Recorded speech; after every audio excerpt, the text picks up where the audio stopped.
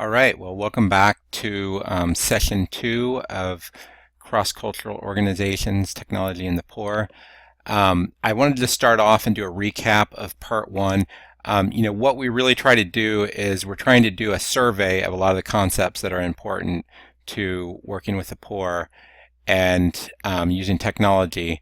So some of the main ideas that in the first section we're hoping to get across is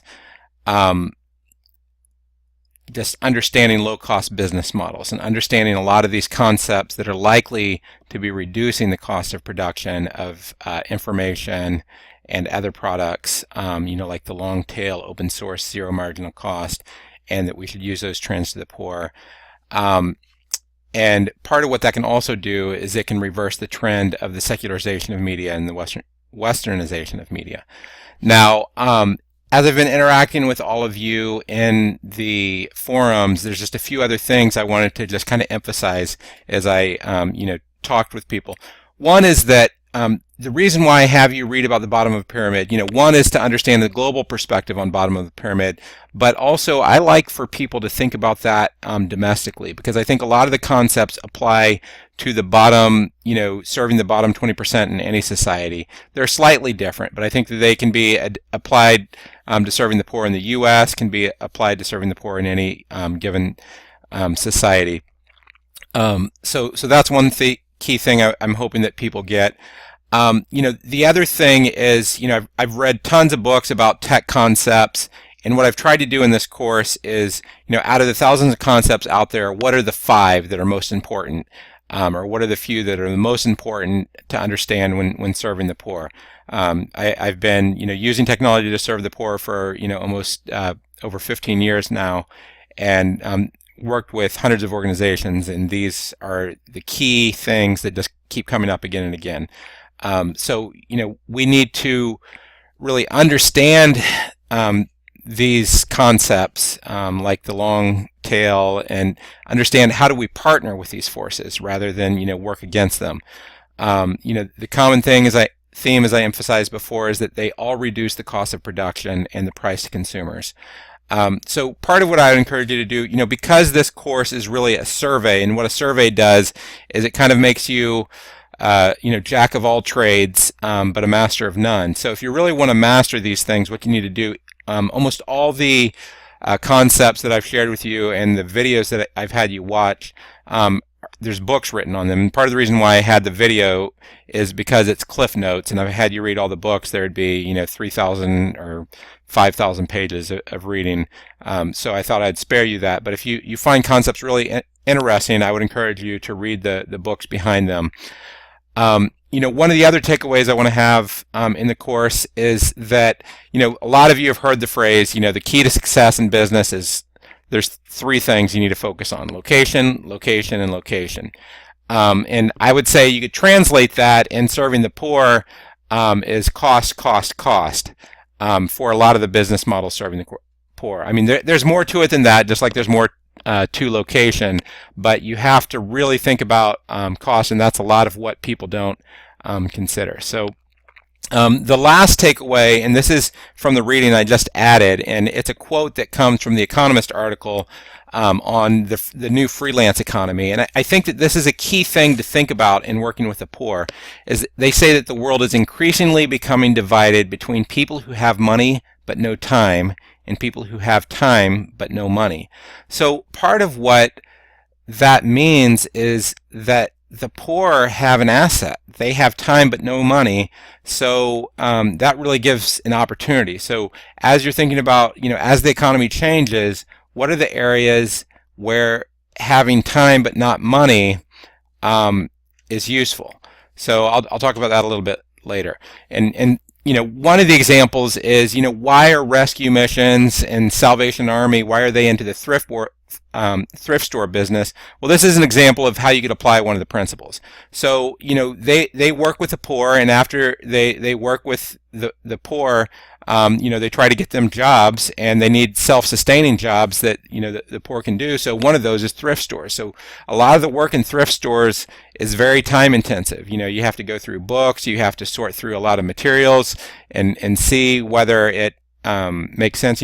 What's happening with the rich more and more is they just don't have time, so they throw everything out. So thrift stores is becoming the key to thrift stores. Understanding this separation between the people with time and no money and the money without no time is how can you provide a service to people with money and no time so that you utilize their assets by utilizing people with time and not money. Now, part of how that's useful is the thrift store business is changing.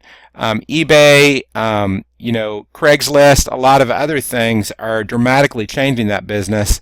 And I think that understanding that as a central theme could help guide how are you going to adapt thrift stores.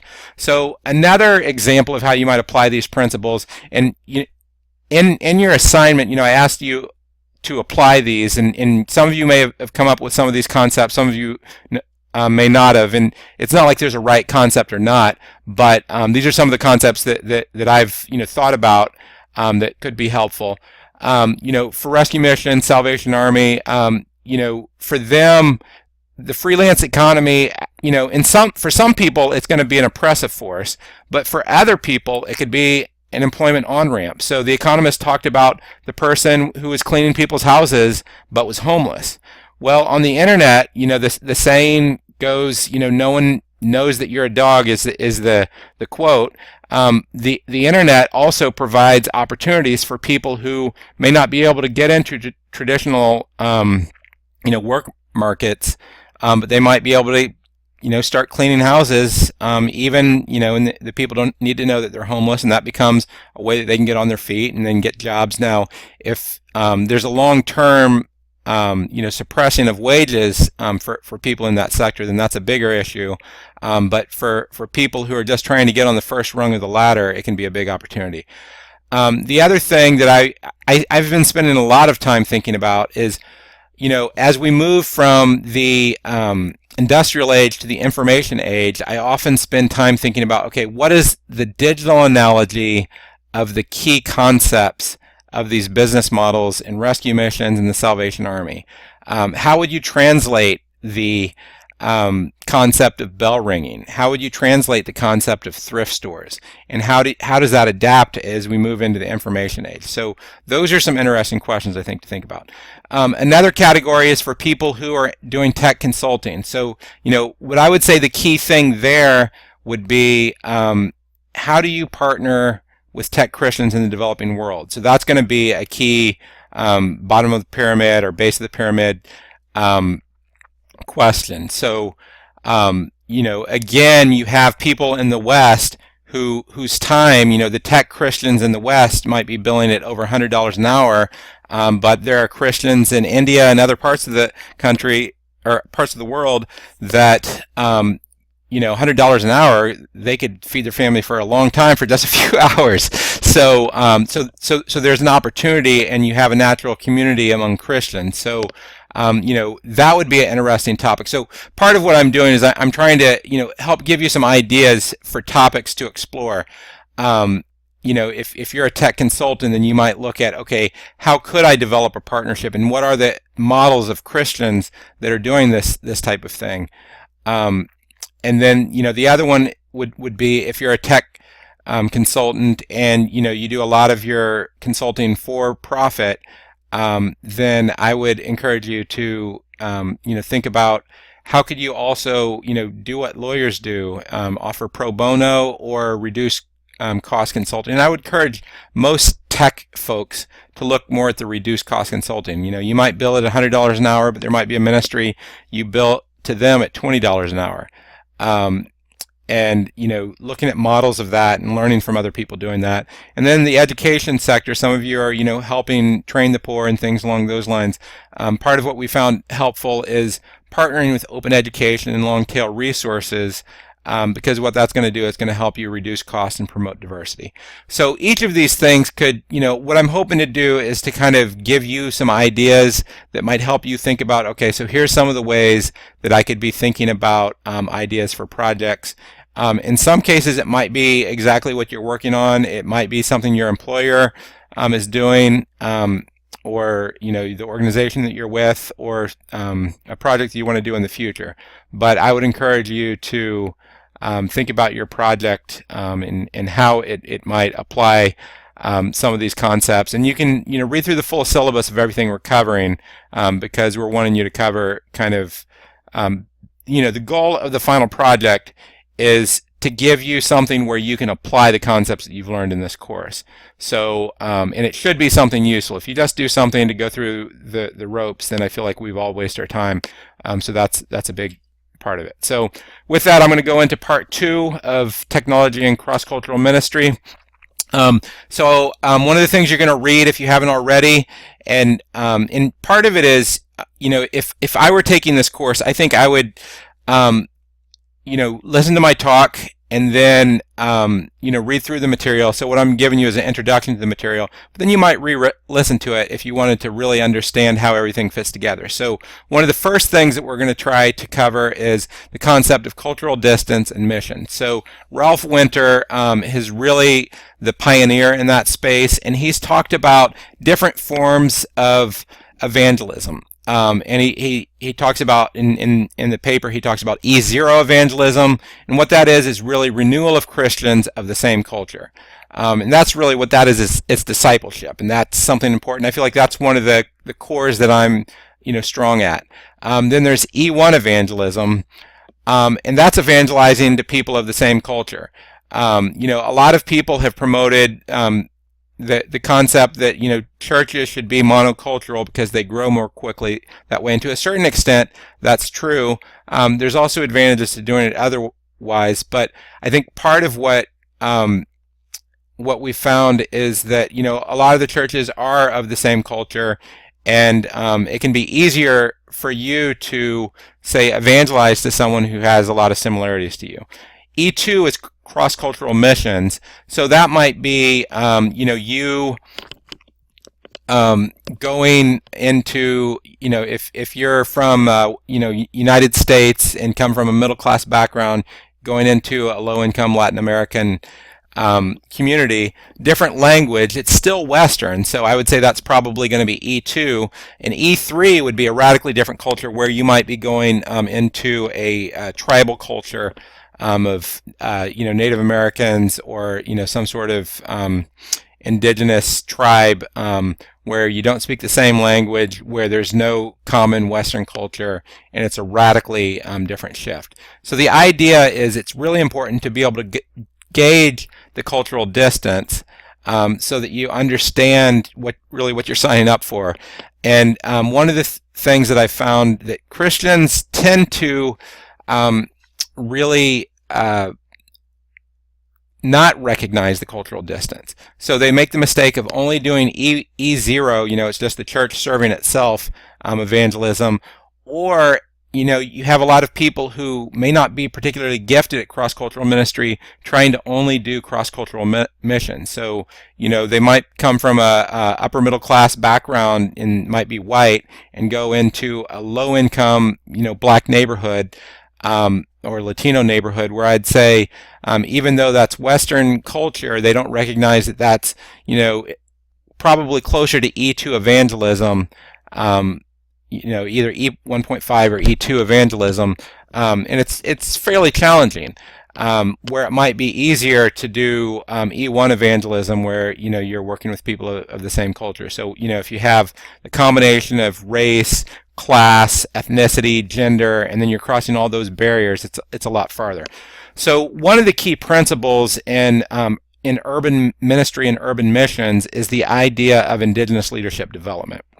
And to translate that into Ralph Winter's language, it's this statement in the box. If there are Christians indigenous to a culture, then the role of tech should be to support E1 evangelism, or indigenous leaders. So a lot of what Tech Mission, I'm not saying that's exclusively should be the role, but I think that's where it's most effective. So what Tech Mission has tried to do in City Vision, largely what we try to do is we try to raise up indigenous leaders or people who are going to train indigenous leaders. And I think that that's, one of the biggest advantages, because if you look at what happened with Paul and just how the church grows, Paul would go, plant a church, and he would say, I'm a Jew to the Jews and a Greek to the Greeks, and he's doing cross-cultural missions. But then he would leave someone indigenous there to take over. And if you look at the growth of Christianity, it's usually whenever the indigenous leaders take over that it starts to explode exponentially. So that's the concept of cultural distance. That's what I'm hoping you get out of that paper. Now, the next several concepts really are ways to assess cultural distance. And there's different ways of thinking about culture. One is, in probably the most commonly used dimensions of looking at culture, is Hofstede's cultural dimensions, and there's different aspects of Hofstede's cultural dimensions. So there's a power distance index, and what that is, are you in a society that has a lot of deference for those who are in power? Are you in a society that everyone wears the same clothes and everyone's at the same level?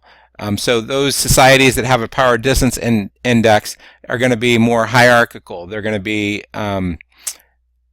So then there's individualism versus collectivism. So an individualistic culture is one, I would say more like the United States, where the emphasis is focused on individual values. Collectivist culture is much more like China or India, where the value is much, more, we often will judge China and we say, they're doing everything, the individual is sacrificed for the sake of the country. And, the individual freedoms are sacrificed for what the leadership thinks is best for the country. But there's that's a difference in culture. The other one is uncertainty avoidance. There's some cultures that are very avoidant of uncertainty, others that are more accepting, and you're going to read about these in the link that we have in your assignment. Then there's masculinity versus femininity, long-term orientation. So, the United States has been criticized for being, in many ways, a short-term oriented society, where it's all about the next paycheck. It's all about the next quarter's stock price. The indulgence versus restraint. And if you want to learn more about these, you can actually download some apps. So that's the link to the mobile apps. There's also a video that kind of maps out different parts of the world and how they fit into Hofstede's cultural theory. So hopefully that'll be helpful. So that's one of the dimensions to understanding culture, to understanding cultural distance. The other one is the class dimension, and Christians rarely talk about class. I think there's been some good reasons, largely because of the communist push. Class, discussing about class was focused around, and I'm talking about social class, so your socioeconomic status. There, for a long time, discussion around class was associated with being communist, which it largely meant being anti-Christian. But class is one of the dimensions to learn about in terms of class as culture. Now, a lot of people don't think of class as culture. They only think of class in terms of how much money someone makes. But there's a lot of dimensions to class. My paper talks about that. But the biggest shift that I see is with ministries is the importance of recognizing, okay, here's my needs and here's the needs of others. So most of you have seen this pyramid. It's called Maslow's hierarchy of needs. And the basic idea behind it is that you have to meet some basic needs, or there's needs that feel more pressing often before you move on to other needs. So if you're about to starve to death, die of lack of water or exposure to the elements, then you need to focus on the physiological needs. Then after that, it's safety and security. So protection from violence, protection from trauma.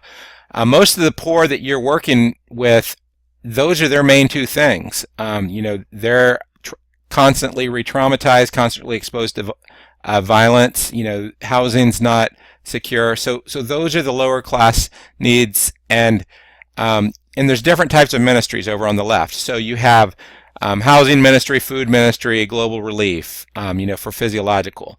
You have safety and security, so educational job programs, after-school programs, medical ministry, and belongingness and love, so small groups, youth groups, social activity, counseling.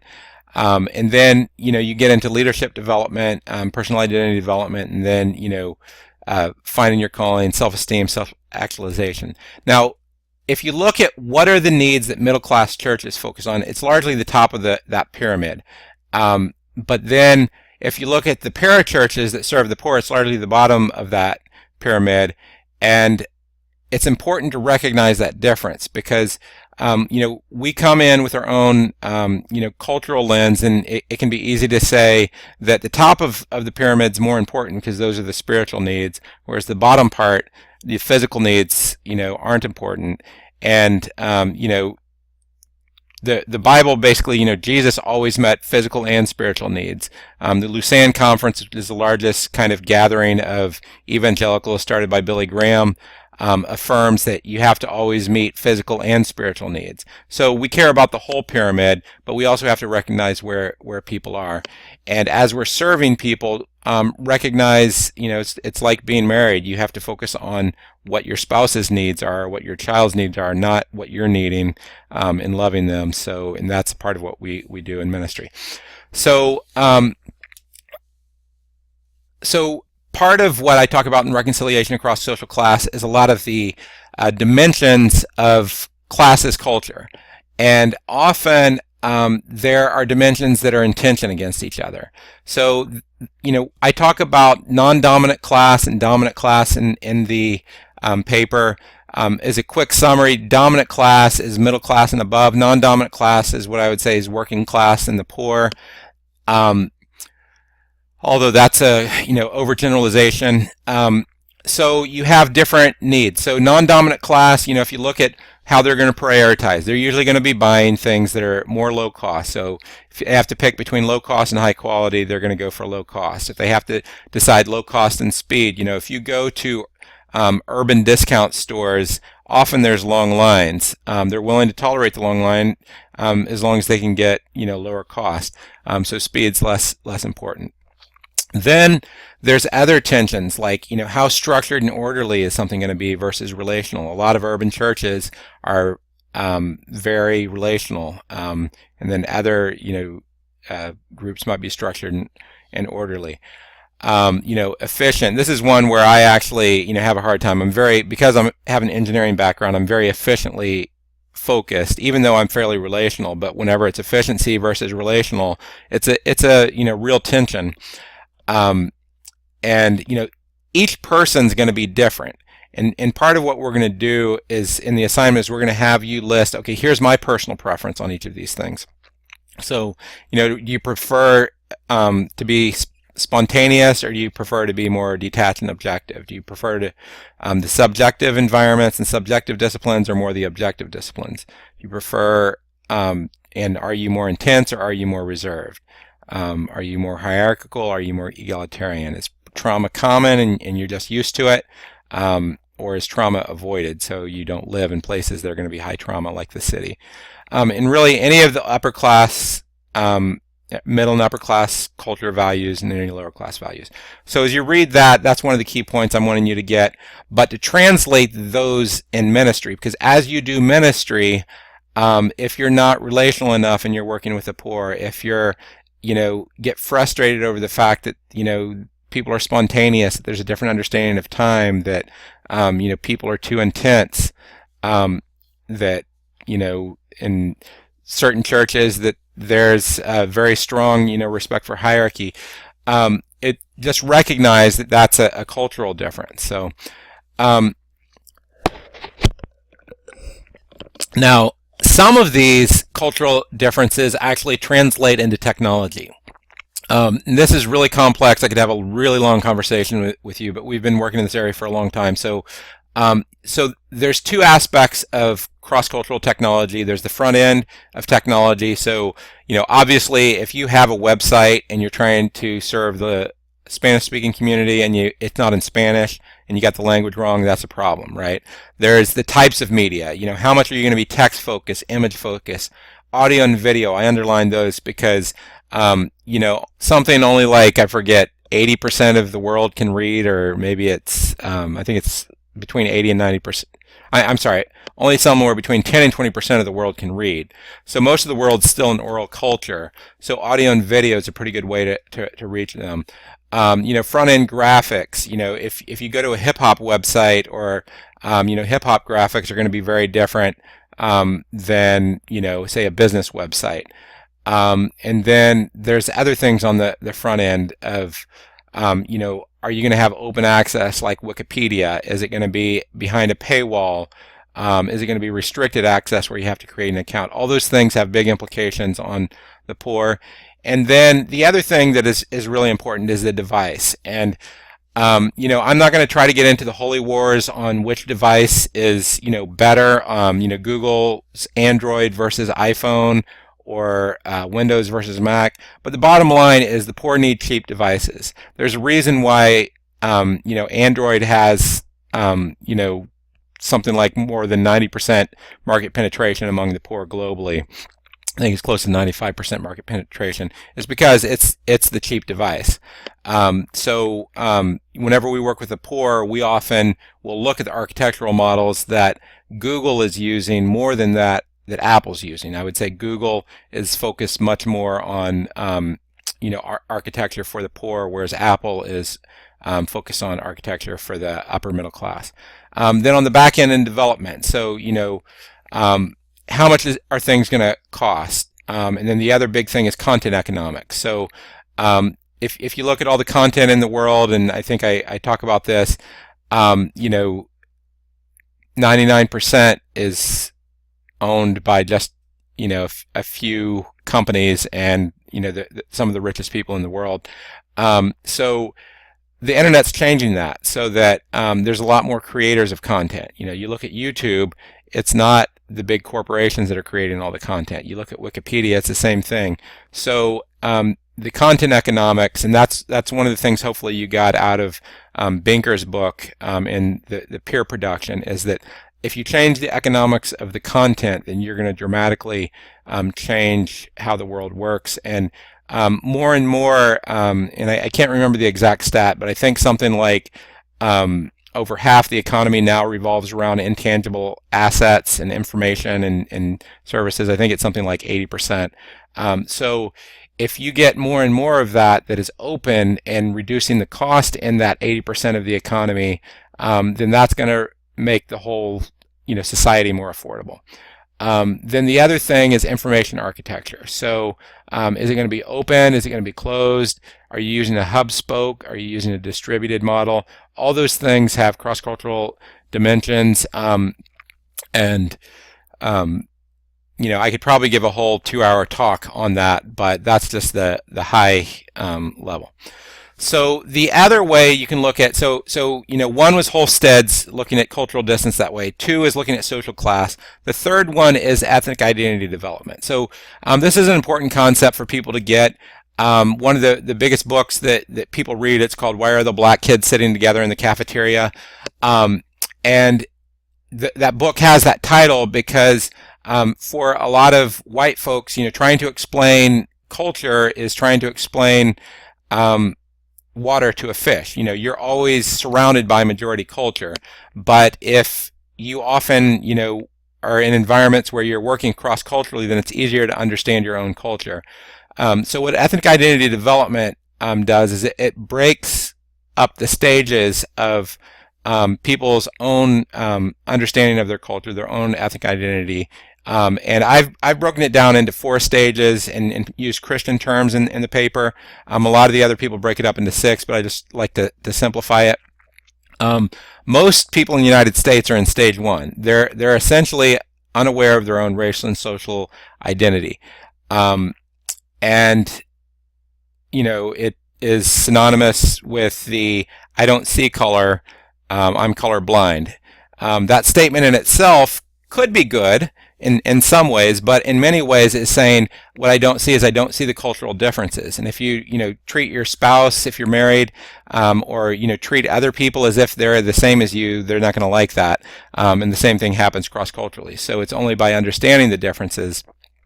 So stage 2 awareness. Most people who get involved in urban ministry or missions get to that stage. So they're aware of race, culture, and racism, but they're mainly processing it on a head level.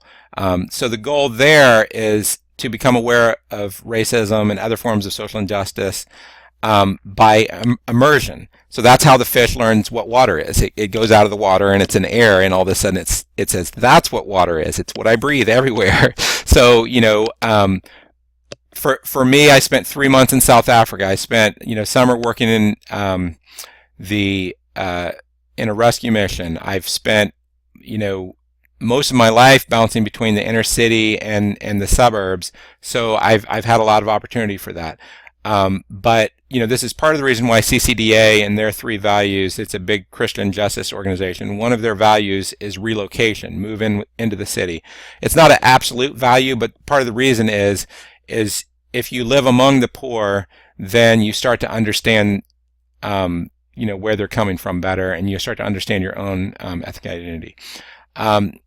So then you get to stage 3. So you're emerging and identifying with the minority culture.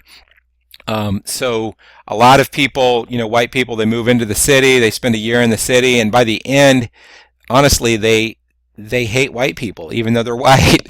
Or to a certain extent for people who are black, and there's, the people who are white or people who are black or Latino, or, who might be in a minority, and this varies depending on, are you a minority in a given cultural context. But what you're doing is you're processing on an emotional level, and you're healing the effects of racism through real relationship and through real forgiveness. So, and then stage 4 is where you become secure in your own racial and social identity, and you're integrating the strengths from other cultures. You recognize, here's where I fit. I've tried to do E2 and E3 evangelism. You know what? I may not be able to do that. But what I can do is I can support some of the people who are doing that, or I can support E1 leaders, and I can raise up these indigenous leaders. And not everyone's going to end up, there's a lot of people who are gifted to do E3 evangelism, but it's recognizing, where you are in this process. So, the last part, what I want to talk with you about is how Tech Mission and City Vision views the world. And part of this is you're going to have an assignment later where you're going to be essentially saying, here's where I'm a bridge builder.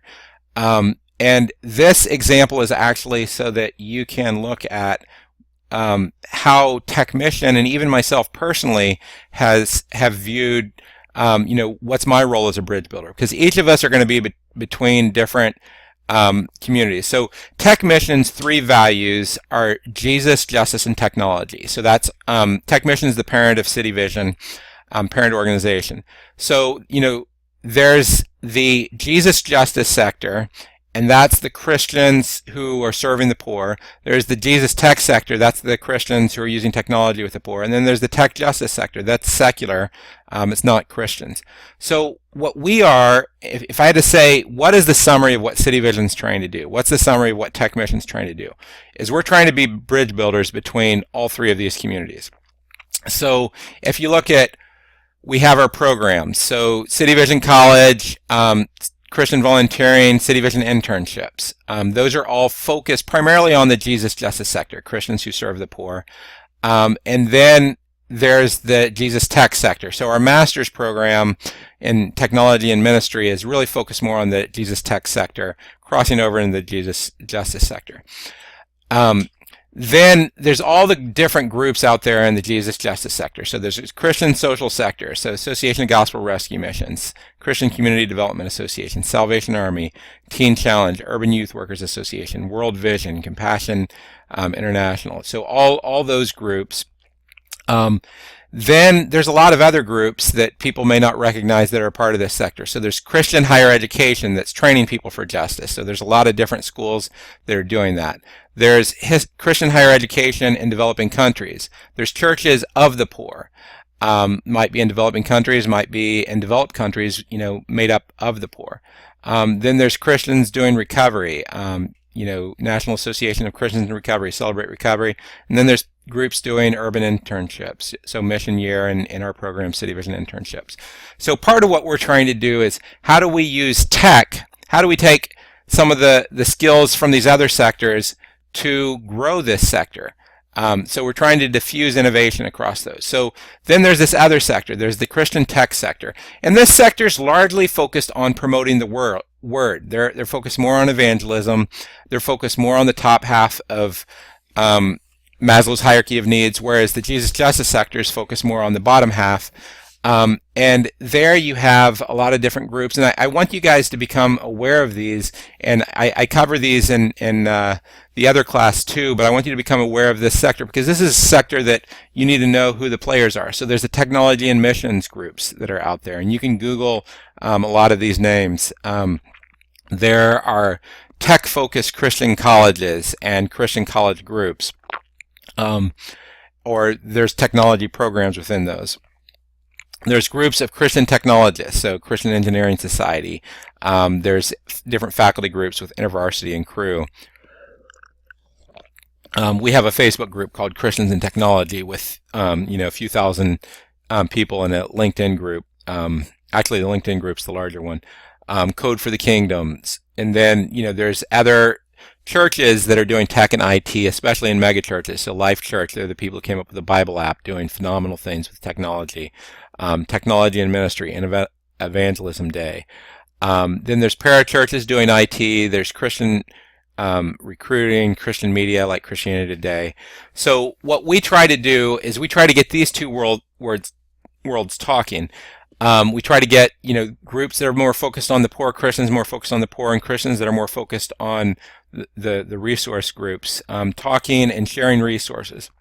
And then the other thing we do is we partner with non-Christians, and a lot of the innovation comes from this sector. So open source, we work a lot with Drupal. We've contributed a lot, and I think are fairly respected. Evan's fairly respected in the Drupal community.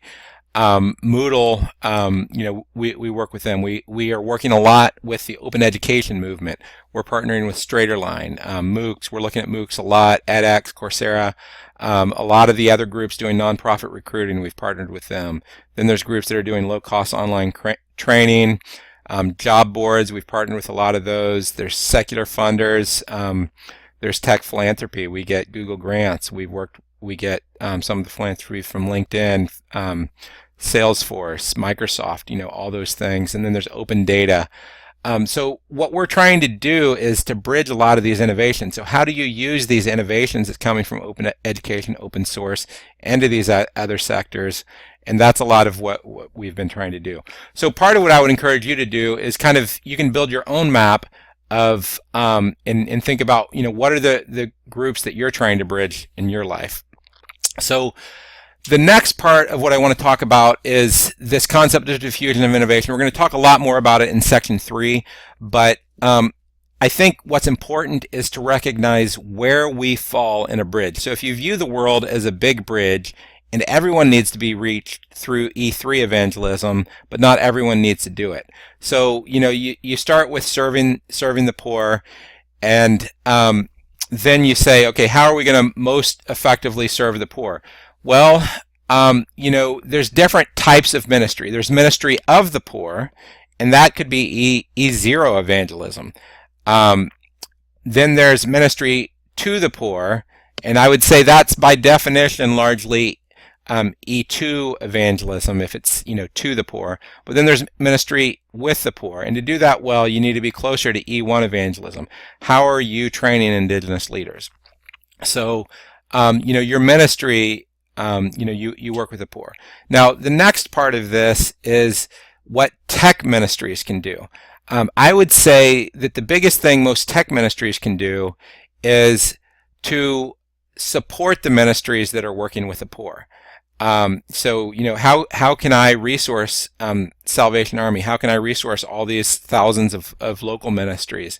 Can I provide low-cost consulting to them? That honestly is going to be one of the biggest benefits you can do.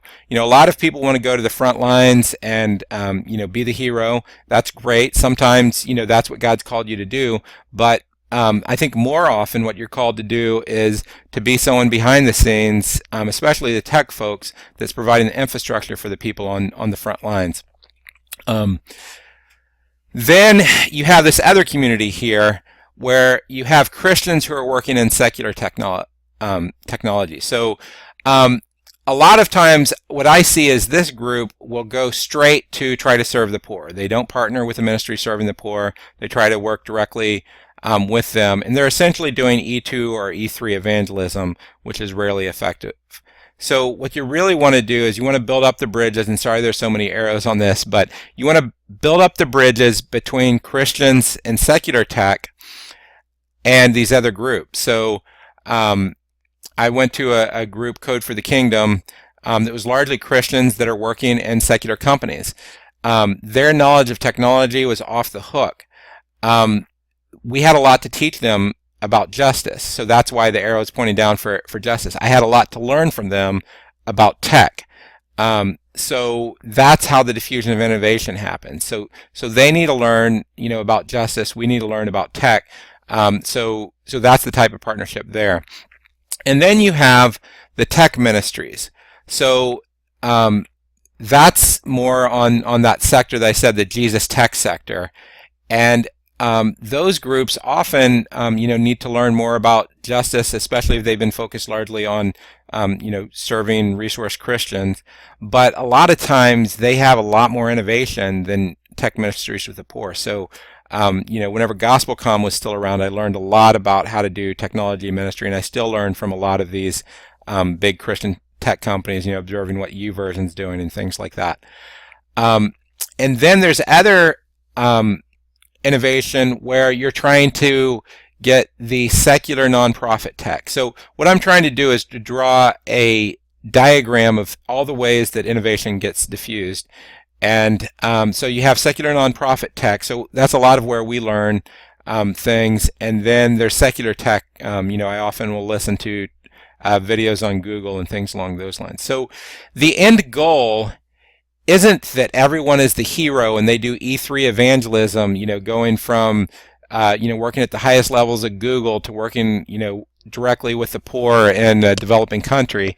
The better way is the people at Google teach me the latest stuff at tech, because I'm going to work with the ministries of the poor, and then I can train them, and then they're going to work with the poor directly. So that's the point of this, is that we need to have different stages. So I realize this is complex. I'm going to cover this again in the next section, because I think it's one of the key points. So the main ideas from this section, one is just to understand the concept of cultural distance. And, E0 is, essentially doing discipleship, and E3 is dramatic cultural difference, and then the different measures of cultural difference. So culture, social class, ethnicity. And then the second takeaway is, I'm hoping that people after this talk and after reading these things will, understand the importance of using technology either to support Indigenous leaders, E1 ministries, if there are Indigenous Christians, or supporting cross-cultural missions, E2 or E3 if there aren't. So there's a lot of missions agencies that are sending people doing E2 or E3 evangelism to unreached people groups, and that's critical to support them with technology, but that doesn't mean every tech person is going to be doing E3 evangelism. Then I think the third thing is just to explain, this is really complex. Using technology in cross-cultural settings. It's not to discourage people, but it's to try to get people to be humble. If you make a mistake, just acknowledge sorry about that, and learn. And really the only way to learn this, largely you can read all the books you want, but it's like someone who studied a language. You can study the books in the language, but what you'll learn by being immersed in that country for 3 months is going to be more than everything you could learn in the books. And it's the same thing in working with the poor is finding opportunities, for immersion. And then, the fourth point, and this is really where the exercises are focused, is, we need to understand ourselves, but we need to find our own role as bridge builders and to form partnerships to maximize the diffusion of innovation and to leverage existing cultural competencies. So if there's a black pastor who's leading a revival in the black church in Boston, I don't need to start a new church. I need to go use my tech to help train their people, provide low-cost consulting for their website, to train their web designers, or things along those lines. So let me just go into the assignment. So there's two assignments. One's the cross-cultural ministry assignment, and really what you're going to do there is you're going to be listing the cultural dimensions of you and your organization, and I have an Excel spreadsheet where you're going to do that. So this is what the Excel spreadsheet looks like. And you're going to go through and you're going to put your value preference. So, do this after reading, the paper, and then you put your organization's value preference. And the whole purpose of this exercise is to recognize, okay, here are some ways that my personality actually works well with the poor. Here's ways where I'm likely to have a rub. Then the same type of thing around Hofstede's cultural dimensions. And here I just suggest that you either make it bold or you use it and you highlight it a different culture for what your own preference is, and then submit that. And then in the second part, so that's the first part. And in the second part, what you're going to be doing is you're going to talk about your own history of ministry. What have you done around E0, E1, E2, E3 evangelism?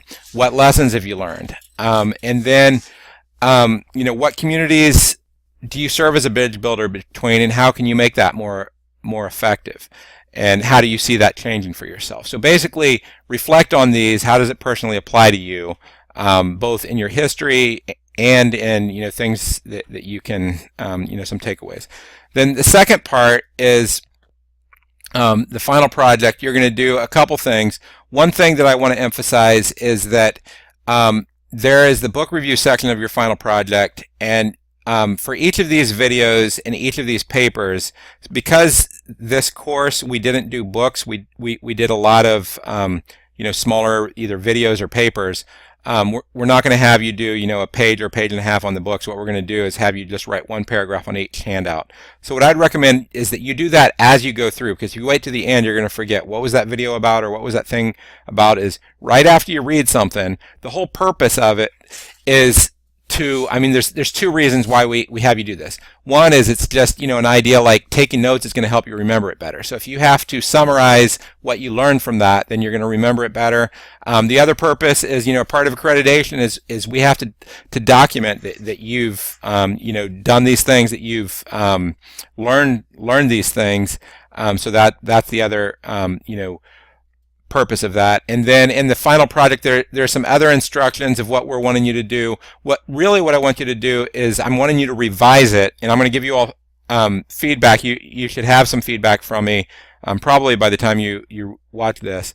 But I'm going to be giving you feedback, and I want you to write a proposal and then think about where can you learn. So some of you might be at a rescue mission, and you're running a computer center rescue mission. I want you to learn from 5 other rescue missions. Some of you might be doing consulting. I want you to learn from other Christians doing consulting effectively and serving the poor, or working in different parts of the world cross-culturally. And then there could be other opportunities. So the idea is you're going to spend some time researching, one, but two, I want you to be calling people and to learn, call up a rescue mission and say, I have this class project. Part of it is to do research. Do you have a grant you've written? Grants are one of the best sources you can get, or for your program. Do you have something that summarizes your program? And ask if you can use that, and ask if you can interview that person and take some notes. So that's what the final project is. We're trying to wrap up the final project this at least the plan this time so that you can start working on it. And I would encourage you to start working on it because, close to 3/4 of your grade is going to be in the final project. So what you want to start doing is you want to start to, be, working on some of the sections for your final project. So if you have any questions, just send them to me and come back again for part 3, where we'll be talking about the digital divide, the knowledge divide, and the Christian response.